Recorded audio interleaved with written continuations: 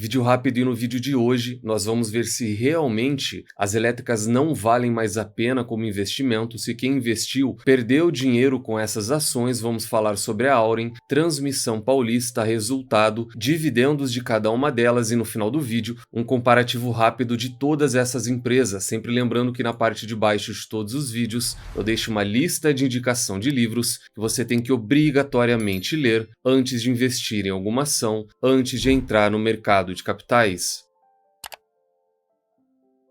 Começando pela ISA Energia, e antes de falar dos resultados dela, comentar bem rápido sobre um comentário feito da possibilidade do setor elétrico não valer mais a pena como investimento, da possibilidade da renda fixa fazer mais sentido por conta de um retorno muito abaixo dessas empresas. E um comentário rápido, cuidado com esse tipo de comparação, ainda mais comparando renda variável com renda fixa, são duas coisas que não tem nada a ver uma com a outra. Se a gente pega o histórico, por exemplo, e a gente comparar a ISA Energia com o IMAB 11, o IMAB é um ETF voltado, ele é um proxy de renda fixa, e nesse período a ISA Energia retornou mais de 100%, enquanto o IMAB 11 trouxe algo em torno de 40%. E aí muita gente pode questionar que o IMAB 11 ele não é o melhor parâmetro, mas já sabendo que uma boa empresa bem selecionada de maneira individual, ela vai bater a renda fixa em qualquer período que seja, eu fiz todas as comparações possíveis. Então aqui a gente tem Transmissão Paulista comparado ao CDI, que principalmente se tratando do Brasil,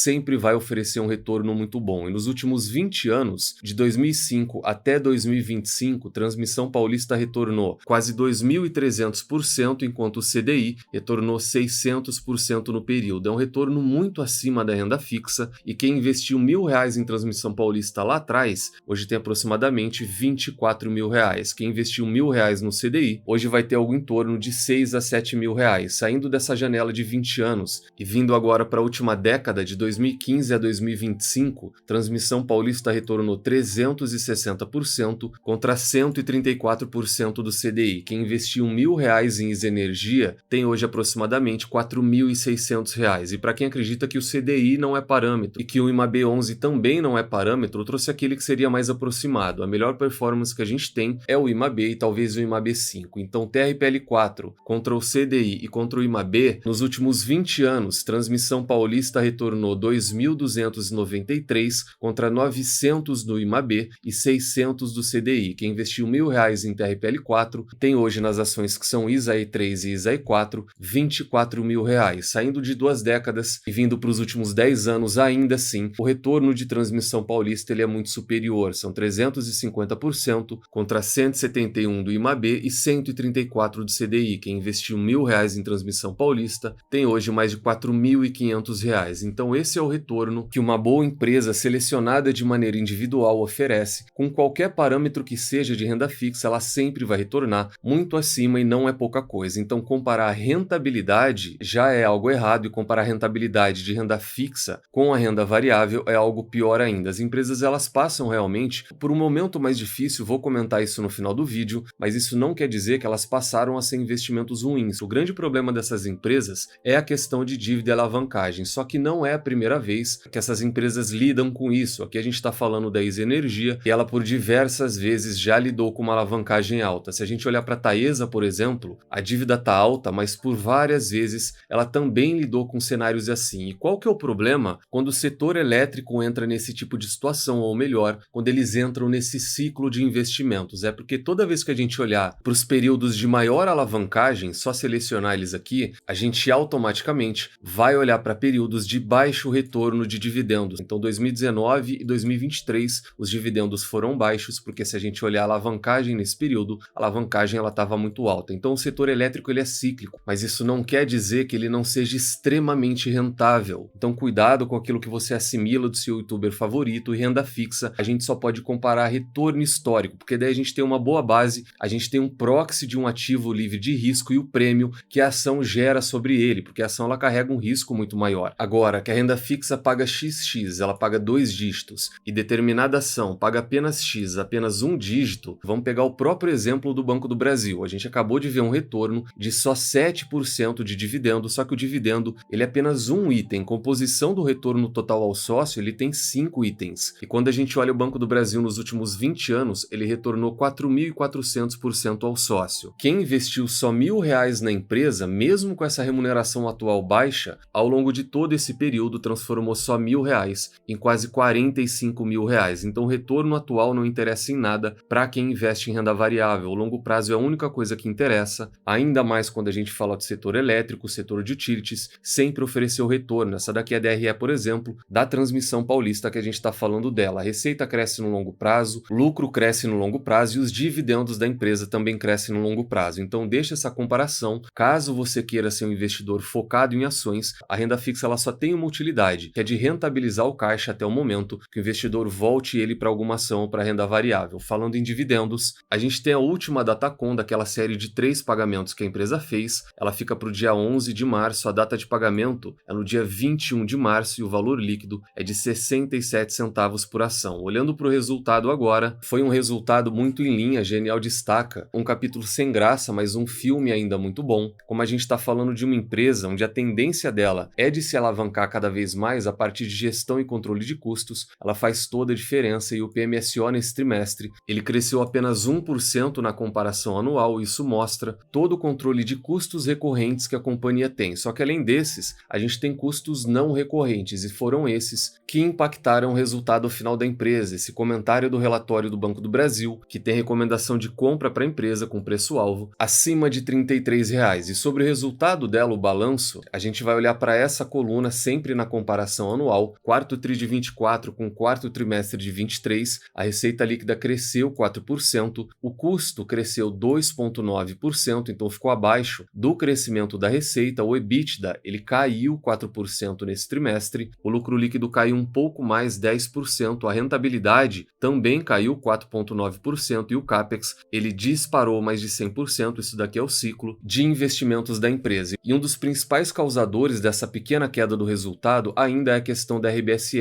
Na comparação anual, a gente vai ver que a receita formada pela RBSE, ela caiu 12% no período, então é uma queda significante de praticamente R$100 milhões, são R$100 milhões a menos que deixaram de contribuir com o lucro dela, e mesmo assim a receita da empresa ainda cresceu 4% no período. Então a RBSE, ela continua sendo um ponto de atenção, que para quem não conhece, essa recomposição, ela vai praticamente acabar no ciclo 27 e 28. A gente não fala de pequenos valores, são mais de R$1,5 bilhão que a empresa vai deixar de receber, isso vai deixar de fazer parte do resultado final da companhia. O que é importante o investidor olhar, já que ela tem um valor muito grande, um valor bilionário, que já tem data certa para deixar de existir, é olhar tudo aquilo que ela tem de receita, excluindo essa questão de recomposição. Então, no valor total, 2023 com 2024, a receita líquida cresceu 571%. Se a gente tirar o componente da RBSE, a receita da empresa cresceu quase 15% em apenas um ano. Então, é um crescimento acima de 2 dígitos e mostra que a empresa tem capacidade de lidar com essa perda de receita, porque esse crescimento, ele é um crescimento recorrente, não tem receita vindo de fora, a não ser o próprio CAPEX da companhia, que ela tem investimentos em reforços e melhorias e também em novos projetos. É um valor muito alto e é exatamente isso que preocupa o mercado. Só para investimentos e melhorias, naqueles projetos que ela já tem, são quase R$6 bilhões,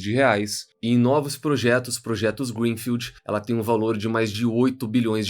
Então é um saldo remanescente muito grande, e só nessa imagem aqui a gente tem todo o histórico e também todo o futuro do que deve acontecer com Transmissão Paulista. Então a gente já viu o CAPEX, viu investimentos e melhorias e viu também aquele R$1,5 bilhão que vão desaparecer da receita da companhia. Só que o que ela está fazendo para lidar com essa perda de receita dela? Ela tem novos projetos, e se a gente somar tudo que ela já tem programado, grande parte disso já vai recompor tudo aquilo que ela vai perder. A gente tem um valor aqui do lado, mas eu vou fazer também para deixar mais fácil o raciocínio de como funciona o ciclo de investimento de uma empresa elétrica. Então ela tem a RAP, que é a receita anual permitida, ela tem o CAPEX, que é o investimento que ela vai fazer sobre aquilo que ela venceu o leilão, comprou de outra empresa, tem diversas maneiras de fazer isso, mas o que interessa para a gente é essa linha aqui, que é a nova receita dela. Então a gente já tem uma 100% energizada que começa a gerar 50 milhões para a companhia. companhia. Então, até 2029, ela vai ter 50 milhões, mais 88 milhões, mais 8 milhões, mais 15 milhões, mais 326 milhões, mais 236 milhões e mais 306 milhões. Essa é a receita total e Transmissão Paulista já tem garantida. Esse valor ficou diferente, porque a gente tem que tirar os 50 milhões que já estão entrando para a linha da companhia. Então, 979 bateu com o valor da empresa já em execução. Então, as empresas elas não ficam paradas. Entra ciclo de baixa, entra ciclo de alta, mas elas sempre estão se renovando. É assim que funciona todo o setor de utilities, principalmente se tratando de empresas elétricas. Só que daí tem um grande problema. A alavancagem dessas empresas nesse ciclo ela sobe bastante. E a gente viu o comparativo que em períodos de alta alavancagem a remuneração dessas empresas cai. Então a gente viu Taesa cortando, a gente viu Transmissão Paulista cortando, o Engie cortando. É um processo muito normal e ainda assim elas estão muito longe de remunerar mal o sócio. O rendimento de 8, 9, 10% é uma excelente remuneração e são poucos setores que conseguem pagar tão bem quanto o setor elétrico. O resultado final foi uma queda nesse trimestre, mas quando a gente olha o ano fiscal fechado, o EBITDA da empresa cresceu muito acima de 2 dígitos e o lucro cresceu 7% em 2024.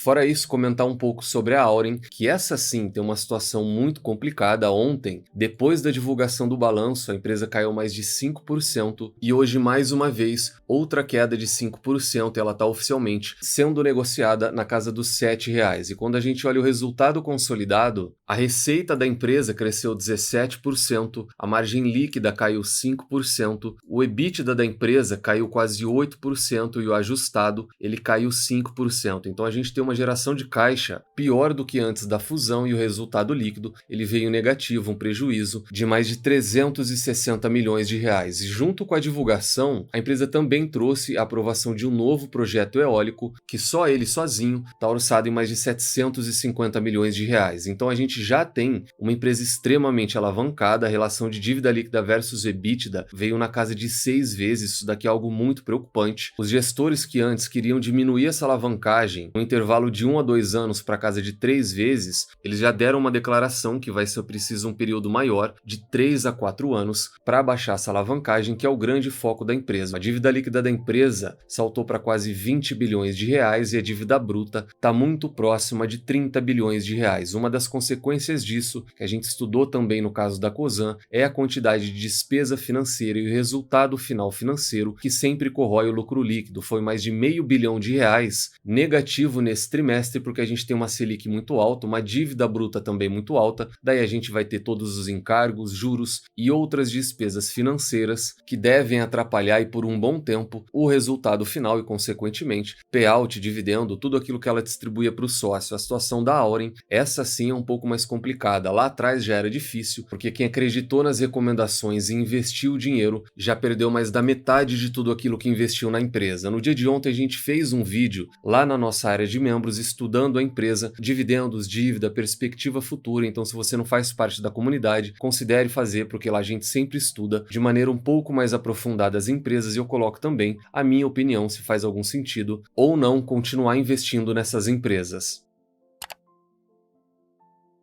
E para a gente finalizar, eu trouxe um comparativo e vou deixar também a minha opinião e a minha visão para todo o setor elétrico. Então, Transmissão Paulista, Auren, Engie e Taesa, todas elas, sem nenhuma exceção, estão em um ciclo de investimento. Nenhuma delas tem hoje uma remuneração acima de 2 dígitos, aquela que mais está pagando, e ainda assim pagando muito pouco frente ao histórico é a Taesa, com dividend yield de 8%, depois a Engie pagando 7%, e a ISA Energia com esse dividendo de 6,7%, ela vai ser aquela que mais vai pagar, porque aquele dividendo que ela anunciou, ela está pagando de forma picada. Então, no momento em que entrar o próximo dividendo do mês de março, essa remuneração dela vai ficar entre 9% e 10%, e ela é hoje do setor de transmissão a empresa que mais está pagando para o sócio. Depois, na questão PL, ela aparentemente é a mais descontada de todas elas, só que uma coisa que todas elas têm em comum é a questão da dívida. Aqui no caso da Auren, tá essa dívida baixa, só que a gente sabe que depois da fusão, ela tem a pior relação de dívida líquida versus EBITDA, uma alavancagem de 6 vezes contra 4 vezes da Taesa, mais de 2 vezes da Engie, que tem uma dívida crescente. A gente já estudou a empresa e viu a quantidade de projetos, a quantidade de investimento. Nenhuma dessas empresas, inclusive Transmissão Paulista, que está aqui 1,8, mas na realidade isso daqui já está acima de 2,5, nenhuma delas está num ciclo de baixo investimento. Todas elas estão naquele ciclo que eu chamo de ciclo ruim para o sócio. Toda empresa de utilities, ela sempre se alavanca para colher receita lá na frente. Depois ela goza de um longo período onde ela vai ter uma boa receita e um bom lucro, e o sócio também goza de um alto dividend yield. Todas elas fizeram isso há mais ou menos 10 anos atrás, e nos últimos 5 anos foi um ótimo período, inclusive se a gente levar em conta a questão de índice inflacionário. IPCA e IGPM geralmente corrigem contrato desse tipo de empresa, e eles estavam nas alturas em 2020, 2021 até 2022. De lá para cá, a Taesa, por exemplo, teve que rever contrato tirando o IGPM e colocando IPCA, porque a gente teve esse índice negativo e isso gera prejuízo. A receita da empresa, ela é corrigida para baixo, e essa é a minha opinião sobre as empresas agora. É um ótimo setor, sempre performou muito bem, vai continuar performando muito bem, vai continuar remunerando muito bem o sócio, deixando muita gente rica. Também é preciso entender que o momento é difícil. Eu não vejo nenhuma dessas empresas performando bem no próximo ano, talvez nos próximos 2 anos. Elas estão num ciclo de endividamento, um ciclo de alto capex, só que ainda assim vão continuar pagando bons dividendos. Então esse foi o vídeo de hoje, resumo dos 2 balanços. A gente fechou uma tese e um conceito de comparação de rentabilidade atual de renda variável com renda fixa, que é um ativo livre de risco, é um proxy que não faz sentido, e viu também no final do vídeo um comparativo e a minha opinião para todas as empresas do setor elétrico. Deixa no comentário se gostaram ou não, se são sócios de alguma dessas empresas, se não faz parte da comunidade, considere fazer parte dela, e se você está pensando em migrar de corretora, eu utilizo o BTG, a carteira do canal também está no BTG, tem um link na descrição, só através dele dá para negociar diversos benefícios, preenche pelo celular mesmo, é bem fácil, bem rápido, e muito em breve o pessoal já vai entrar em contato com você. Nunca se esqueçam das 3 chaves do sucesso: encontre excelentes empresas a preços atrativos com uma excelente gestão e nunca mais as vendam. Tranque as 7 chaves, o Valor Investing foi e ainda é a melhor maneira do investidor pequeno e individual multiplicar o seu capital na Bolsa de Valores. Nos vemos no próximo vídeo e até lá!